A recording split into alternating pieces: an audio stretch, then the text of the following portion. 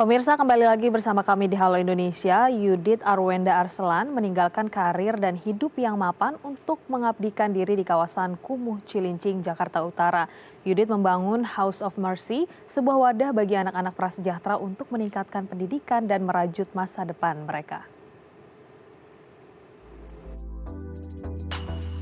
Yudit Arwenda Arselan, seorang wanita yang mendedikasikan hidupnya untuk menolong anak-anak dari keluarga prasejahtera di daerah Cilincing, Jakarta Utara. Melalui wadah home atau House of Mercy, wanita yang akrab disapa Bunda Yudit ini memberikan pendidikan akademik, karakter, serta bantuan kesehatan bagi masyarakat prasejahtera di daerah tersebut. Meski sempat tidak didukung oleh keluarganya, namun ia percaya jika membantu sesama dapat memberikan kebahagiaan bagi dirinya dan masyarakat luas. Belasan tahun sudah Yudit mengabdikan diri dan perjuangannya pun membuahkan hasil. Beberapa anak didiknya yang berasal dari warga prasejahtera berhasil menamatkan tingkat pendidikan di perguruan tinggi dan memiliki pekerjaan yang layak. Ya pemirsa, untuk mengetahui lebih lanjut bagaimana Yudit membina dan berjuang meningkatkan pendidikan anak-anak prasejahtera di kawasan Kumuh Cilincing, kita akan berbincang langsung bersama Yudit Arwenda Arselan selaku pembina House of Mercy. Selamat pagi Kak Yudit.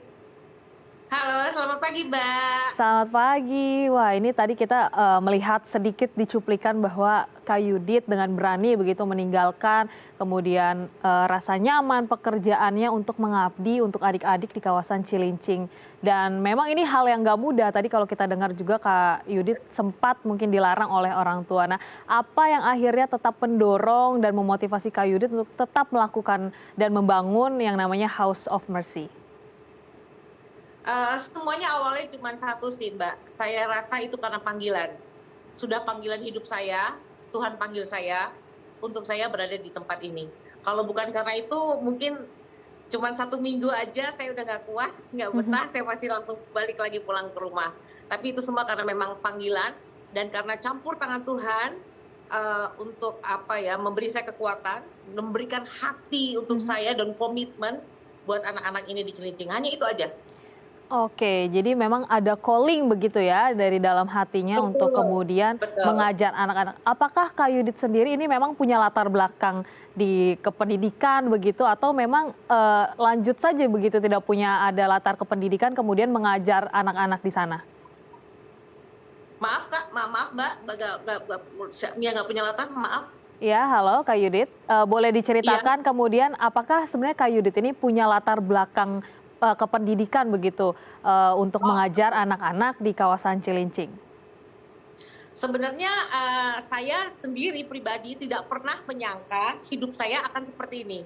Saya sendiri nggak pernah menyangka kalau saya harus meninggalkan pekerjaan saya, bahkan keluarga saya, dan hidup mengabdi tinggal di Cilincing ini dari sekitar 12 tahun yang lalu. Saya tinggal bersama anak-anak saya di Cilincing.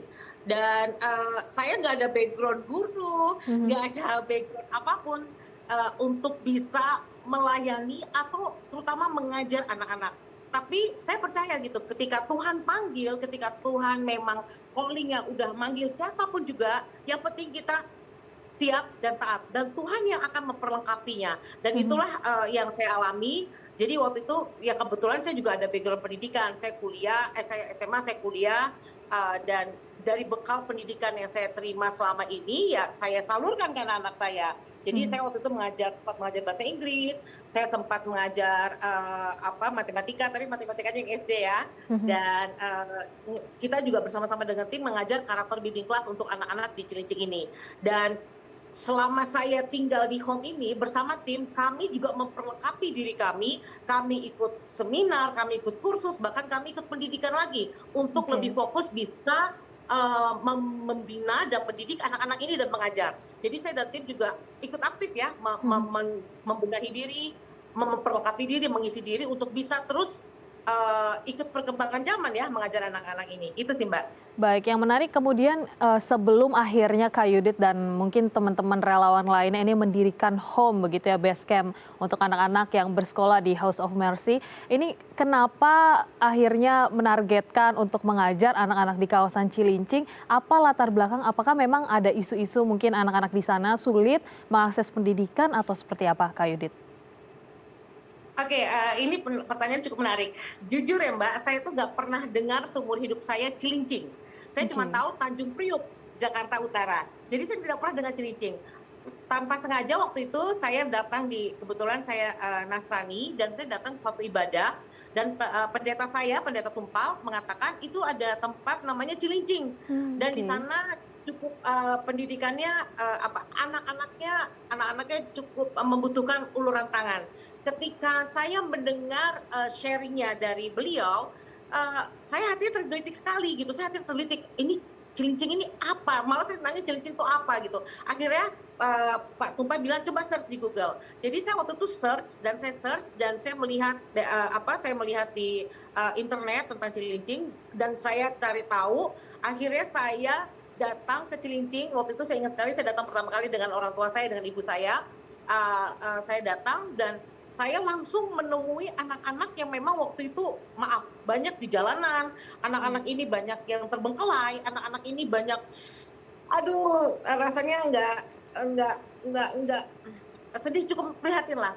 Jadi waktu itu saya datang dan saya ajak rangkul anak-anak ini, dan waktu itu saya bertemu dengan base yang sudah mengelola anak-anak ini gitu loh. Jadi saya datang ke situ yang baru berdiri pertama kali. Jadi saya datang di situ, untuk pertama kali saya datang, saya langsung melayani anak-anak itu, dan dalam waktu nggak sampai sebulan, saya datang lagi untuk yang ketiga kalinya, saya langsung datang bawa koper. Dan itu 12 tahun yang lalu sampai sekarang, dan saya menetap di sini bersama anak-anak di Cilincing. Itu Mbak. Wah, luar biasa. Jadi 12 tahun yang lalu ini Kak Yudit udah langsung klop begitu sama anak-anak di sana, dan akhirnya wah, saya ingin melayani, memberikan pendidikan untuk anak-anak. Nah, kemudian pendidikan seperti apa nih Kak Yudit yang diberikan, dan kalau boleh tahu ada berapa anak sekarang di House of Mercy? Total anak kami yang terdaftar ada 256 anak. Dari tingkat PAUD, TK, SD, SMP, SMA, dan kuliah. Mereka semua terdaftar, ada biodatanya kami lengkap, dan itu mereka datang setiap hari ke home untuk ikut les bimbingan belajar gratis. Untuk kami mengajarkan bahasa Inggris yang tadi saya sampaikan, matematika, kerajinan tangan, juga kita sempat mengajar ada vokal group seperti itu, ada juga dance, dan yang terutama sih sebenarnya kita mengajarkan pendidikan karakter untuk anak-anak. Karena mungkin Mbak tahu ya, mungkin semua orang juga tahu daerah Tanjung Priuk, Cilincing ini daerah yang cukup keras sekali. Gimana anak-anak saya lahir dan tumbuh besar dengan lingkungan yang cukup memprihatinkan bagi saya, dan tentu orang-orang yang juga tahu juga cukup sedih ya Mbak. Jadi kami benar-benar menekankan sekali, mengajarkan sekali anak-anak ini, terutama pendidikan karakter dan takut akan Tuhan. Itu aja Mbak. Baik, melihat tadi ya, mendengar juga cerita Kak Yudit mengenai latar belakang anak-anak yang mungkin ini sulit untuk selain mendapatkan akses pendidikan atau mungkin izin dan juga mungkin support dari orang tua dan lingkungan mereka untuk mendapatkan pendidikan. Nah, bagaimana kemudian Kak Yudit sendiri bersama teman-teman, terkhususnya pribadi Kak Yudit sendiri untuk tetap semangat begitu mengajak anak-anak, dan adakah kemudian penolakan atau tantangan tersendiri ketika Kak Yudit membangun House of Mercy ini? Jelas Mbak, di tempat manapun pasti punya tantangannya sendiri.